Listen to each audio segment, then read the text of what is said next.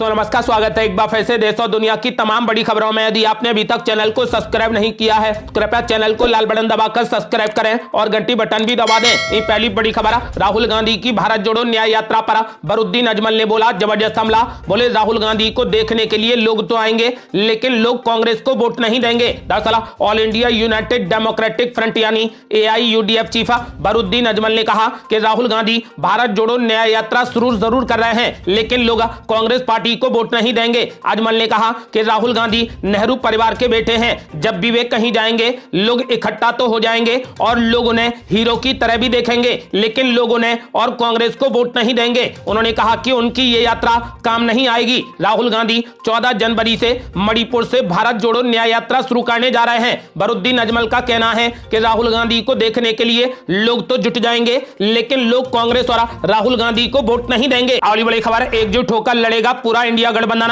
BJP से देश को बचाना है असली चुनौती। राहुल गांधी की न्याय यात्रा से बदलेगी फिजा। दरअसल हिंदी पट्टी के 3 महत्वपूर्ण राज्यों में कांग्रेस पार्टी को करारी हार मिली। इंडिया गठबंधन का अभी तक ना तो संयोजक तय हुआ है और ना ही प्रधानमंत्री पद के चेहरे पर कोई बात बनी है। सीटों का बंटवारा भी अभी तक तय नहीं हुआ है। हालांकि कांग्रेस पार्टी और कई दलों के नेता ये कह रहे हैं कि गठबंधन में सब कुछ ठीक ठाक चल रहा है और समय आने पर प्रधानमंत्री पद के लिए भी चेहरे का चयन कर दिया जाएगा। फिलहाल कांग्रेस पार्टी के पास में चुनौती लोकतंत्र और संविधान को बचाने की है। इसी माहौल में राहुल गांधी एक बार फिर भारत जोड़ो न्याय यात्रा पर निकल पड़े हैं और उससे कांग्रेस पार्टी को पूरी उम्मीद है कि बहुत कुछ बदल जाएगा। आपको बता दें कि कांग्रेस पार्टी की इस भारत जोड़ो न्याय यात्रा में पूरा इंडिया गठबंधन शामिल होगा क्योंकि कांग्रेस पार्टी पूरे इंडिया गठबंधन के दलों को इस बार निमंत्रण दे रही है। यानी इस बार राहुल गांधी की भारत जोड़ो न्याय यात्रा बेहद ऐतिहासिक होगी।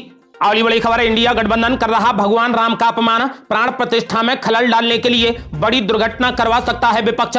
गिरिराज सिंह ने बोला जबरदस्त हमला। दरअसल केंद्रीय मंत्री गिरिराज सिंह ने कहा कि विपक्ष 22 जनवरी को होने वाली राम मंदिर प्राण प्रतिष्ठा के दिन बड़ी दुर्घटना करवा सकता है। उन्होंने कहा कि इंडिया गठबंधन खुलकर भगवान राम का अपमान कर रहा है। गिरिराज सिंह का यह बयान ऐसे समय पर आया है जब प्राण प्रतिष्ठा में ज्यादा दिन नहीं बचे हैं। उत्तर प्रदेश के अयोध्या शहर में बन रहे राम मंदिर की प्राण प्रतिष्ठा में प्रधानमंत्री नरेंद्र मोदी समेत कई दिग्गज नेता शामिल होने वाले हैं। समाचार एजेंसी NI के मुताबिक केंद्रीय मंत्री गिरिराज सिंह ने कहा कि विपक्ष देश में बड़ी दुर्घटना करवा सकता है। 22 जनवरी को होने वाली रामलला की प्राण प्रतिष्ठा से पहले बड़ी दुर्घटना हो सकती है। ये काल वोट के सौदागरों को खटक रहा है। गिरिराज सिंह ने विपक्षी नेताओं के बयानों का हवाला देते हुए कहा कि इंडिया गठबंधन खुलकर भगवान राम का अपमान कर रहा है। उन्होंने कहा कि इंडिया गठबंधन के लोग मिलकर सनातन का अपमान कर रहे हैं और नुकसान पहुंचाने के लिए पूरे देश में बड़ी दुर्घटना करवा सकते हैं। अगली बड़ी खबर, मस्जिदों को आबाद रखने की असदुद्दीन ओवैसी की अपील पर पंडित धीरेन्द्र शास्त्री ने किया जोरदार पलटवार। बोले भगवान करे उनका डर हमेशा बरकरार रहे। दरअसल AIMIM के चीफ और हैदराबाद से सांसद असदुद्दीन ओवैसी ने हाल ही में मुस्लिम युवकों से बड़ी अपील की थी कि उन्हें मस्जिदों को आबाद रखना चाहिए क्योंकि उनके खिलाफ बड़ी साजिशें चल रही हैं। ओवैसी के इस बयान पर अब बागेश्वर धाम के पंडित धीरेन्द्र शास्त्री ने जोरदार पलटवार किया है। उन्होंने कहा कि ये ओवैसी का डर दिखाता है और भगवान करे कि उनका डर बरकरार रहे। समाचार एजेंसी NI से बातचीत करते हुए पंडित धीरेन्द्र शास्त्री ने कहा कि असदुद्दीन ओवैसी के भीतर का डर बता रहा है कि वे कितने कमजोर हैं और कितने निर्दयी हैं। अगर हमें मस्जिदें तोड़कर मंदिरों को बनाना होता तो पुजारियों ने ही मस्जिदों की जगह मंदिर बना दिए होते। उन्होंने कहा कि हमें मस्जिदों पर मंदिर नहीं बनाने हैं, जहां हमारे मंदिर थे वहां हमें मंदिरों के पुनर्निर्माण करवाने हैं। उन्होंने कहा कि अब अगर उनको ये डर है तो भगवान करे कि उनका ये डर बरकरार रहे। अगली बड़ी खबर, गिरफ्तारी की आशंका के बीच केजरीवाल की बड़ी मुश्किलें, दिल्ली के मुख्यमंत्री को चौथा समन जारी कर सकती है ED। दरअसल दिल्ली शराब नीति मामले में ED आज दिल्ली के मुख्यमंत्री अरविंद केजरीवाल को चौथा समन जारी कर सकती है। अभी ED ने उन खबरों का फिर से खंडन किया है कि जल्द ही दिल्ली के मुख्यमंत्री केजरीवाल को गिरफ्तार किया जा सकता है। ED के सूत्रों ने बताया कि दिल्ली शराब नीति मामले में prevention of money laundering act यानी PMLA कानून को लेकर पूछताछ के लिए केजरीवाल को बुलाया जा रहा है। है। इस बीच चर्चाएं इस बात को लेकर भी हो रही हैं कि क्या दिल्ली के मुख्यमंत्री अरविंद केजरीवाल जेल जाने वाले हैं। इस बात की आशंका कोई और नहीं बल्कि खुद अरविंद केजरीवाल जता रहे हैं। उनकी पार्टी के नेता भी 2 दिनों से यही कह रहे हैं कि ईडी अरविंद केजरीवाल को गिरफ्तार करने वाली है। इस बीच एक नए घोटाले ने अरविंद केजरीवाल की मुश्किलें और बढ़ा दी हैं। आम आदमी पार्टी लगातार आरोप लगा रही है कि अरविंद केजरीवाल की बस गिरफ्तारी होने ही वाली है। आपको बता दें कि ऐसा माना जा रहा है कि दिल्ली के मुख्यमंत्री अरविंद केजरीवाल को आज ईडी चौथा समन जारी कर सकती है। दिल्ली के मुख्यमंत्री अरविंद केजरीवाल और शराब नीति मामले के तार एक दूसरे से जुड़ रहे हैं। इसे लेकर ईडी उनसे पूछताछ करना चाहती है, इसीलिए आज उन्हें चौथा समन जारी किया जा सकता है। अगली बड़ी खबर, शराब नीति के बाद मोहल्ला क्लिनिक पर हो गई आर पार। दिल्ली दवा घोटाले के मामले में सीबीआई जांच के दिए गए आदेश। गृह मंत्रालय ने एफआईआर दर्ज करने की दे दी इजाजत। दरअसल दिल्ली में कथित दवा घोटाले के मामले में गृह मंत्रालय ने सीबीआई जांच के आदेश दे दिए हैं। गृह मंत्रालय ने एलजी की सिफारिश पर सीबीआई को एफआईआर दर्ज करने के आदेश दिए हैं। दिल्ली की केजरीवाल सरकार द्वारा चलाए जा रहे मोहल्ला क्लिनिकों में कथित तौर पर घटिया दवा देने के आरोप लगे हैं। इस मामले में एलजी वीके सक्सेना ने सीबीआई जांच की सिफारिश की थी। केंद्र सरकार ने इस मामले में सीबीआई जांच की मंजूरी दे दी है। गृह मंत्रालय ने दवा घोटाले के मामले में ऐसे वक्त पर जांच के आदेश दिए हैं जब एक दिन पहले ही उपराज्यपाल वीके सक्सेना ने मोहल्ला क्लिनिक में फेक टेस्ट कराने के आरोपों को लेकर सीबीआई जांच कराने की सिफारिश की है। आपको बता दें कि दिल्ली की आम आदमी पार्टी सरकार शराब घोटाले के बाद अब मोहल्ला क्लिनिक पर भी घिर गई है। दिल्ली दवा घोटाले के मामले में सीबीआई जांच के आदेश दे दिए गए हैं। केंद्रीय गृह मंत्रालय ने मोहल्ला क्लिनिकों में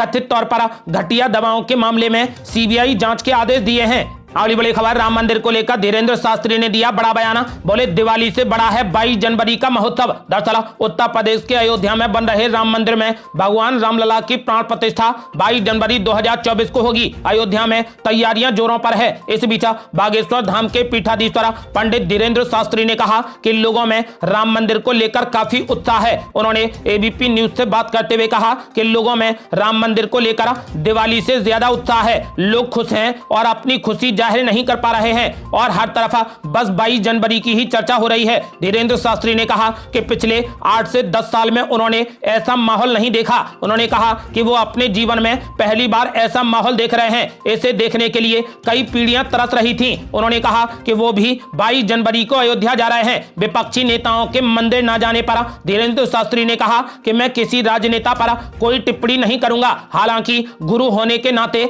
मैं उन्हें आशीर्वाद देता हूं और उनका मार्गदर्शन करता हूं। उन्होंने हिंदू राष्ट्र को लेकर कहा कि यह राजनीति का मुद्दा नहीं है बल्कि ये दिलों का विषय है। बाबा बागेश्वर ने कहा कि चुनाव से पहले सभी नेता उनसे आशीर्वाद लेने आए। उनके पास हर राज्य के नेता और हर राज्य के लोग आए। उन्होंने कहा कि मेरे आशीर्वाद से कोई नहीं जीता, नेता सिर्फ ईश्वर की कृपा से जीते थे। आपको बता दें कि धीरेन्द्र शास्त्री ने साफ कर दिया है कि मंदिर की प्राण प्रतिष्ठा में वो भी शामिल होंगे।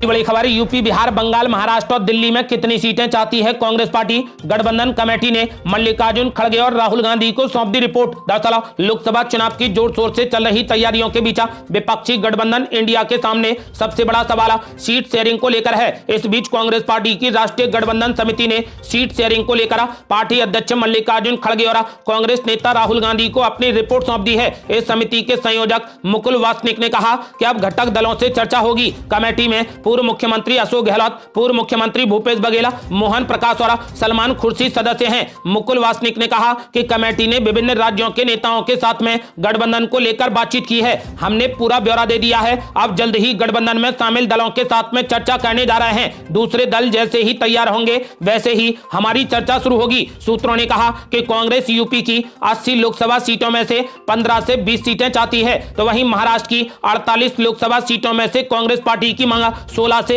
20 सीटों पर चुनाव लड़ने की है। बिहार की 40 सीटों में से कांग्रेस पार्टी 6 से 8 सीटों पर चुनावी मैदान में उतरना चाहती है। साथ ही पश्चिम बंगाल की 42 सीटों में से कांग्रेस पार्टी 6 से 10 सीटों की मांग कर रही है, तो वहीं पार्टी झारखंड की 14 सीटों में से 7 सीटों की मांग कर रही है। कांग्रेस दिल्ली की 7 लोकसभा सीटों में से 3 सीटें चाहती है। वहीं पंजाब की बात करें तो यहां की 13 लोकसभा सीटों में से 6 सीटों पर कांग्रेस पार्टी चुनावी मैदान में उतरना चाहती है। हालांकि पंजाब का मामला काफी पेचीदा दिख रहा है। इसके अलावा कांग्रेस पार्टी तमिलनाडु में 8, केरल में 16 और जम्मू कश्मीर में 2 सीटें चाहती है। दरअसल ये ऐसे समय में सामने आ रहा है जब दिल्ली में कांग्रेस पार्टी की लोकसभा चुनाव को लेकर बड़ी मीटिंग हुई है। इसके अलावा कांग्रेस नेता अधीर रंजन चौधरी ने भी आज ही कहा कि पश्चिम बंगाल की मुख्यमंत्री और तृणमूल कांग्रेस की चीफ ममता बनर्जी की मंशा सामने आ गई है। ये कह रही हैं कि कांग्रेस को सिर्फ 2 सीटें ही देंगे। उन्होंने कहा कि हमें नया क्या दे रहे हैं। विपक्षी गठबंधन इंडिया में सामने कई दलों की सीट शेयरिंग को लेकर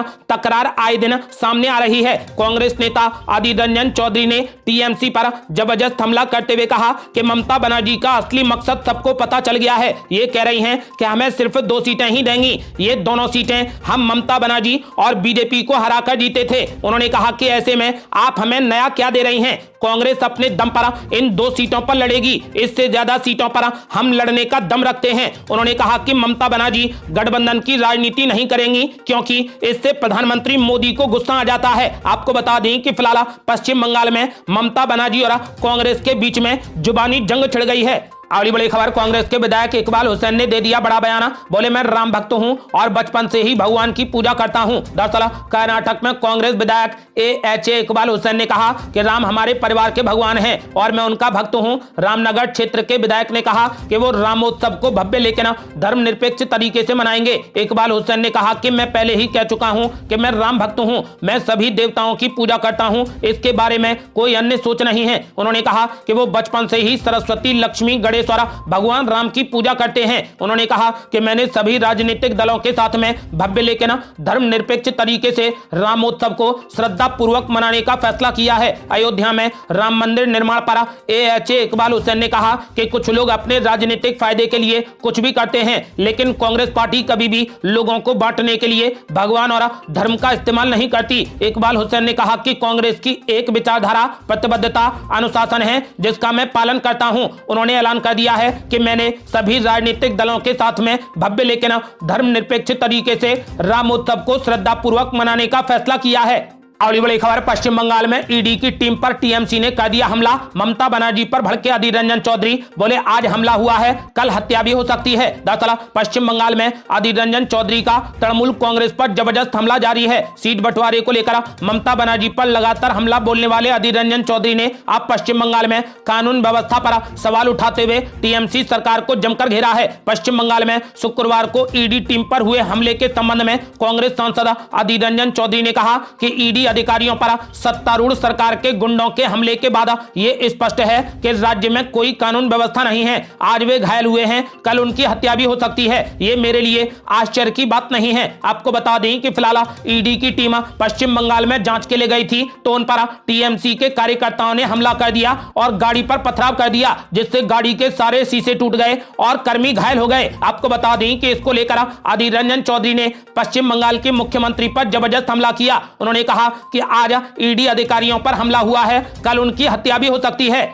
अगली बड़ी खबर, पॉलीग्राफ टेस्ट खोलेगा संसद में घुसपैठ का राज। आरोपियों की नार्को एनालिसिस और ब्रेन मैपिंग भी करेगी पुलिस। दरअसल संसद सुरक्षा चूक मामले में गिरफ्तार किए गए आरोपियों का पॉलीग्राफ टेस्ट किया जाएगा। आरोपियों ने इसके लिए हामी भर दी है। संसद में घुसपैठ का मास्टरमाइंड ललित झा, महेश कुमावत और अमोल सिंधे पॉलीग्राफ टेस्ट के लिए सहमत हो गए हैं। आरोपी सागर शर्मा और मनोरंजन डी पॉलीग्राफ, नार्को एनालिसिस और ब्रेन मैपिंग के लिए तैयार हुए हैं, जबकि आरोपी नीलम आजाद ने पॉलीग्राफ टेस्ट के लिए हामी नहीं भरी है। आपको बता दें कि फिलहाल पुलिस ने इस बात की जानकारी दी है कि पॉलीग्राफ टेस्ट संसद में घुसपैठ के राज खोलेगा।